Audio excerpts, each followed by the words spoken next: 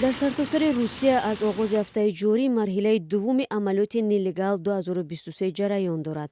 Дар эътои густарда дар манотиқи мухталифи ин кишвар даҳо муҳоҷир боздошту бархе аз онҳо ба ватанҳояшон фиристода мешаванд. бино ба иттилои раёсати корҳои дохилии вилояти Москав, полис дар тафтиши яке аз амборҳо 100 муҳоҷири ғайриқонуниро ошкор кардааст. Яке аз онҳо дар ҷустуҷӯи федералӣ қарор доштааст.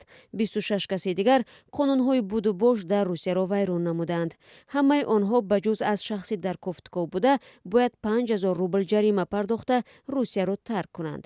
ҳоло мақомоти ҳифзи ҳуқуқ фарди масъулеро меҷӯянд, ки ин муҳоҷиронро бидуни ҳуҷҷат ба кор қабул кардааст. ҳамчунин маконҳои тафреҳӣ аз ҷумла як клуби шабона дар Ханти-Манси, ки ҷои вақтгузаронии зодагони Осиёи Марказист, низ таҳти тафтиши нерӯҳои амниятӣ қарор гирифтааст. аз он ҷо 20 муҳоҷирро ба шӯъбаи полис бурданд. баъди санҷиш маълум шудааст, ки ҳузури 5 нафари онҳо дар ҳудуди Русия ғайриқонунист.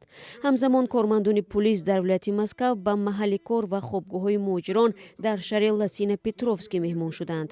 вазорати корҳои дохилии Русия хабар медиҳад, ки дар амалиёт 160 шаҳрванди хориҷӣ тафтиш шуданд.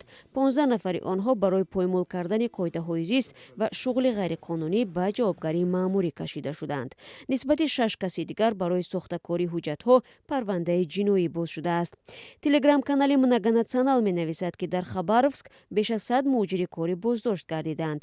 дар вилояти Иркутск низ рейдҳои оммавӣ алайҳи муҳоҷирон сурат гирифтааст. интизор меравад, ки марҳилаи дуввуми амалиёти нелегал 2023 то 8 октябр идома кунад. ба сабаби набудани ҷойи кори муносиб дар дохили кишвар солона ҳудуди 1 миллион шаҳрванди Тоҷикистон барои дарёфти кору даромад ба Русия мераванд. аз озору латукуб ва поймол шудани ҳуқуқи муҳоҷирон тақрибан ҳамарӯза шикоят мерасад.